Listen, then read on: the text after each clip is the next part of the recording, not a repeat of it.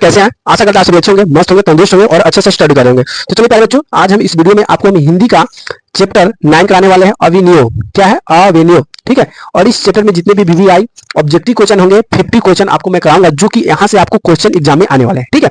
तो जो भी हम क्वेश्चन कराएंगे ये सभी क्वेश्चन एग्जाम में आते हैं, एग्जाम में पूछे जाते हैं। वही क्वेश्चन आपको मैं पिछले साल का सभी क्वेश्चन का मैंने यहाँ पे निचोड़ लिया हूँ, जो कि इंपॉर्टेंट क्वेश्चन होता है वही क्वेश्चन मैं आपको इसमें हम कराता हूँ। बाकी हम कुछ आलतू फालतू नहीं कराता हूँ, ठीक है। तो ये क्वेश्चन आपको जितने भी क्वेश्चन है सभी क्वेश्चन इंपॉर्टेंट है, तो क्वेश्चन को ध्यान से देखिएगा, क्वेश्चन को सॉल्व कीजिएगा और अपनी स्कोर बताइएगा कि आपका स्कोर जो है 50 में कितना सही होता है, ठीक है। तो चलिए यहाँ से वीडियो को स्टार्ट करते हैं। आपके पास ये क्वेश्चन आ गया और पहले चैप्टर का नाम बता दें, अविनियो है, जिसको चैप्टर 9 का है, ठीक है। तो चलिए यहाँ से क्वेश्चन पहला लेते हैं और फिर आपको यहाँ से आपको इसका आंसर देना है।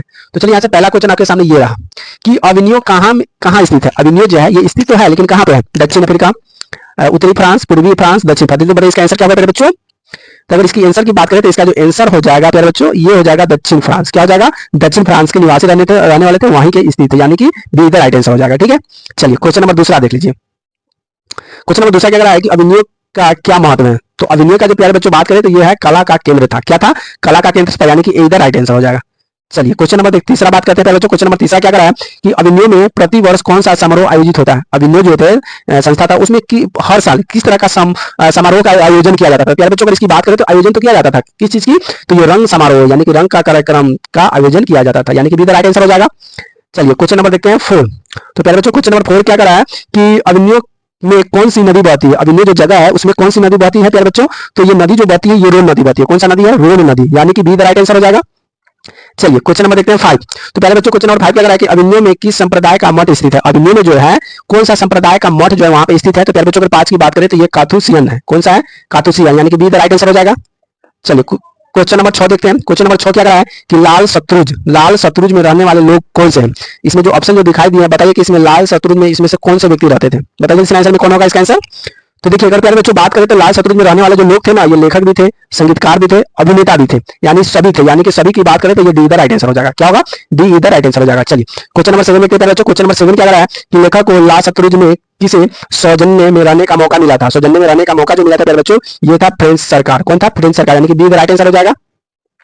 चलिए क्वेश्चन नंबर 8 देखिए क्या कहता है क्वेश्चन। लेखक ने अविनियो में कितने दिनों तक प्रवास किया था। लेखक ने अविनियो में कितने दिनों तक प्रवास किया था। तो पहले बच्चों अगर बात करें इसकी तो ये 19 दिन का प्रवास किया था। कितने दिन का? 19 दिन का प्रवास किया था, यानी कि बी द राइट आंसर हो जाएगा। प्रवास का मतलब क्या था?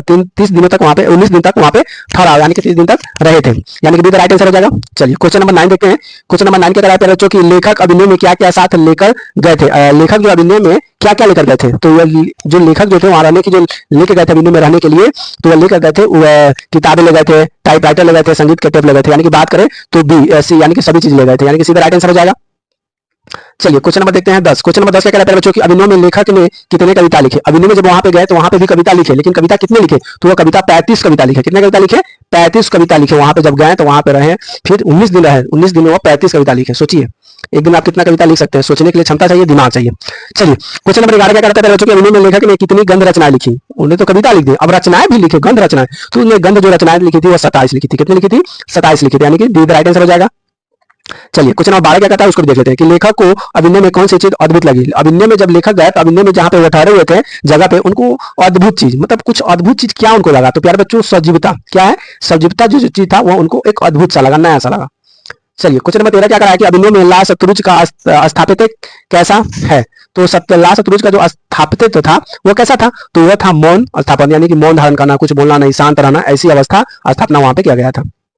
चलिए क्वेश्चन नंबर 14 क्या कर रहा है कि लाल सतलुज में किस शताब्दी का धार्मिक उपयोग होता रहा।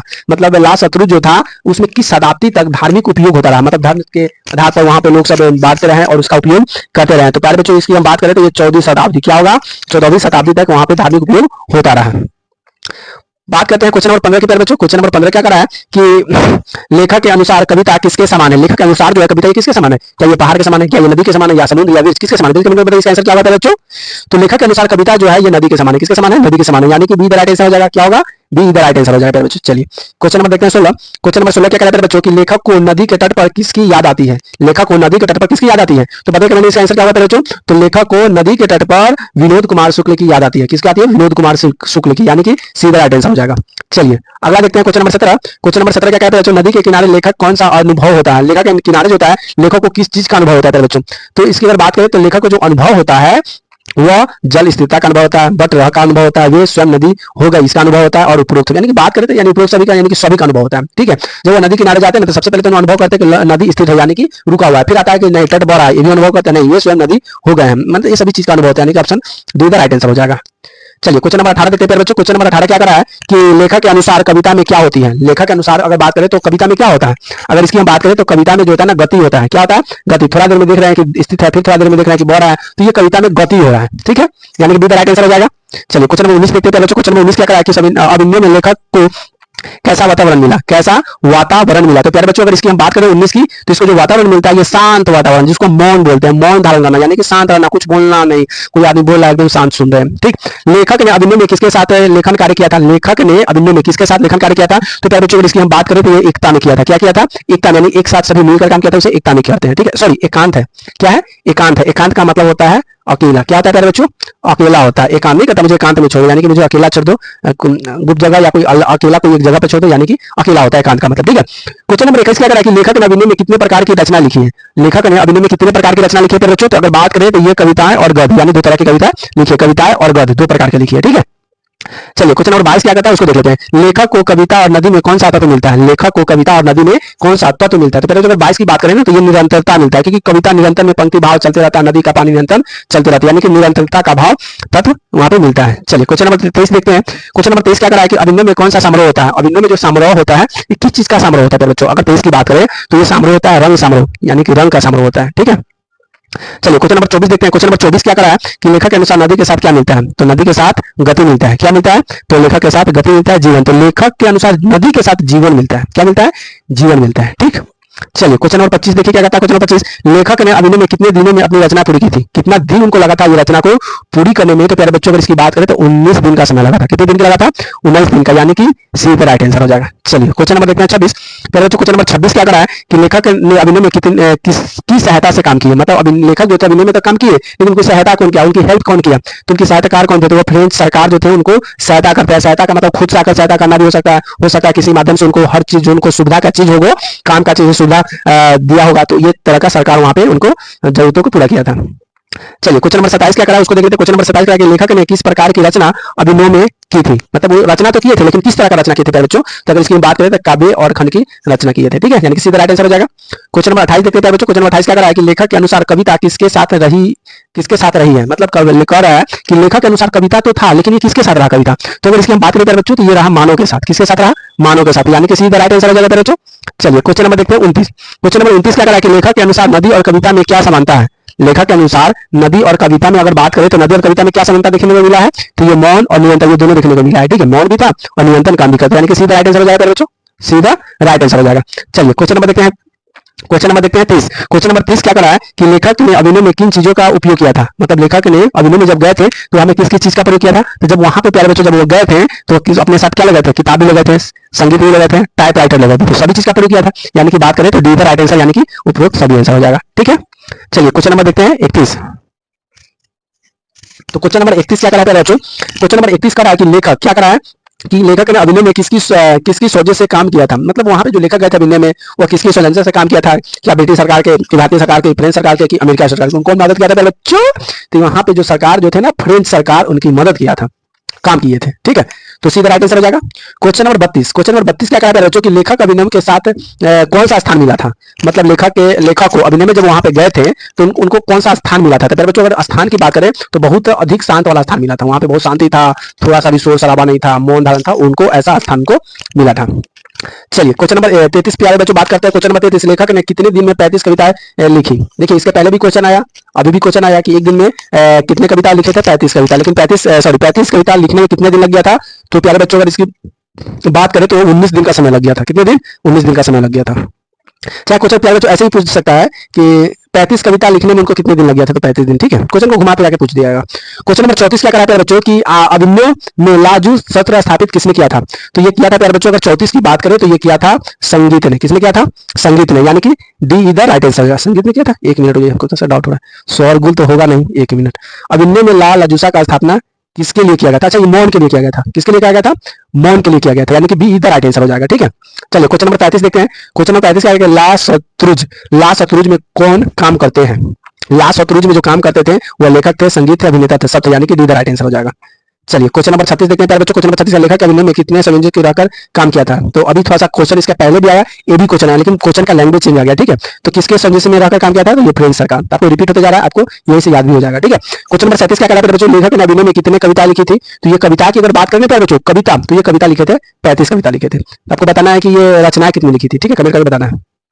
चलिए लेखक ने अभिनय में कितनी गंध रचनाएं लिखी थी। तो फिर आ गया क्वेश्चन जो आपसे पूछ रहे थे, वो क्वेश्चन आ गया, लेखक ने अभिनय में कितनी गंध रचनाएं लिखी थी। तो इसका जवाब जल्दी क्या, कितना लिखा था। तो ये लिखा था 27। कितना लिखा था, 27, यानी कि सी इधर राइट आंसर हो जाएगा। चलिए क्वेश्चन नंबर बढ़ते हैं 39 की तरफ। क्वेश्चन नंबर 39 क्या कह रहा है कि लेखक के अनुसार कविता में कौन सा तत्व होता है। लेखक के अनुसार कविता में कौन सा तत्व होता है, जल्दी बताइए इसका आंसर, जल्दी बताइए इसमें कौन सा तत्व होता है। तो प्यारे बच्चों इसमें गति होता है। क्या होता है, गति होता है, यानी कि बी इधर राइट आंसर हो जाएगा। चलिए क्वेश्चन नंबर देखते हैं 40। कितने देखते हैं बच्चों, क्वेश्चन नंबर 40 देखते हैं। क्वेश्चन नंबर 40 क्या कह रहा है कि लेखक ने अभिनय में किस प्रकार की रचना की थी। बच्चों अगर 40 की बात करें तो ये रचना किए थे काव्य और गद्य के। ये रिपीट क्वेश्चन आ गया। अगला क्वेश्चन देखते हैं कि लेखक को अभिनय में कौन सा स्थान मिला था। तो ये शांति वाला स्थान मिला था, यानी कि ए राइट आंसर हो जाएगा। क्वेश्चन नंबर 42 देखते हैं। 42 क्या कह रहा है कि लेखक को अभिनय में कौन सी चीज अद्भुत लगी थी। उनको कौन सा चीज अद्भुत लगा था। तो ये सजीवता जो था उनको अद्भुत लगा था, यानी कि बी राइट आंसर हो जाएगा। चलिए क्वेश्चन नंबर 43 देख लेते हैं प्यारे बच्चों। क्वेश्चन नंबर 43 क्या कह रहा है कि लेखक ने अभिनय में कितने दिनों में अपनी रचना पूरी कर ली थी। तो प्यारे बच्चों अगर इसकी बात करें, रचना की बात करें, तो ये रचना जो पूरी किए थे, ये पूरा किए थे 19 दिनों में पूरा कर लिए थे, यानी कि बी राइट आंसर हो जाएगा। चलिए क्वेश्चन नंबर 44 देखते हैं बच्चों। क्वेश्चन नंबर 44 क्या कह रहा है कि अभिनय में लेखक ने किन चीजों का उपयोग किया था। अभिनय में लेखक ने किन चीजों का उपयोग किया था। तो प्यारे बच्चों अगर इसकी बात करें तो ये क्या था, किताब का, संगीत का, टाइपराइटर, यानी कि सब किया था, यानी कि ये भी एक आपका रिपीट क्वेश्चन आ गया, लैंग्वेज चेंज है खाली। अगला है कि अभिनय में ला शत्रु की स्थापना किसने किया था। तो ये किया था, स्थापना किसने किया था, शोरगुल ने, मौन, रंगपति, संगीत ने, किसने किया था। पहले बच्चों 45 का आंसर किया था, मौन किया था। क्या किया था, मौन। चलिए अगला क्वेश्चन है 46। क्वेश्चन नंबर 46 अभिनय में कौन सा समारोह होता है। तो ये रंग समारोह होता है, यानी कि बी राइट आंसर हो जाएगा। 47 नंबर क्वेश्चन क्या कह रहा है कि लेखक के अनुसार कविता किसके साथ रही थी। ये मानव के साथ रही थी, साहित्य के साथ, विज्ञान के साथ, कला के साथ। जल्दी इसका आंसर क्या होगा 47 का। तो पहले बच्चों अगर 47 की बात करें तो 47 जो था मानव के साथ है, यानी कि ए राइट आंसर हो जाएगा। चलिए क्वेश्चन नंबर देखते हैं 48। पहले बच्चों क्वेश्चन नंबर 48 क्या कह रहा है कि लेखक को नदी के तट पर किसकी याद आती है। क्या विनोद कुमार शुक्ल की, महादेवी वर्मा, सुमित्रा नंद, शंकर प्रसाद। जल्दी बताइए इसका आंसर क्या होगा, क्वेश्चन नंबर 48। चलिए हम 2 सेकंड का समय देते हैं। 1 2 3 4 5। चलिए सेकंड हो गया खत्म। आपको बताना है कि लेखक को नदी के तट पर किसकी याद आती है। तो इसको याद आती है विनोद कुमार शुक्ल को। किसकी याद आती है, विनोद कुमार शुक्ल को, यानी कि ए राइट आंसर हो जाएगा।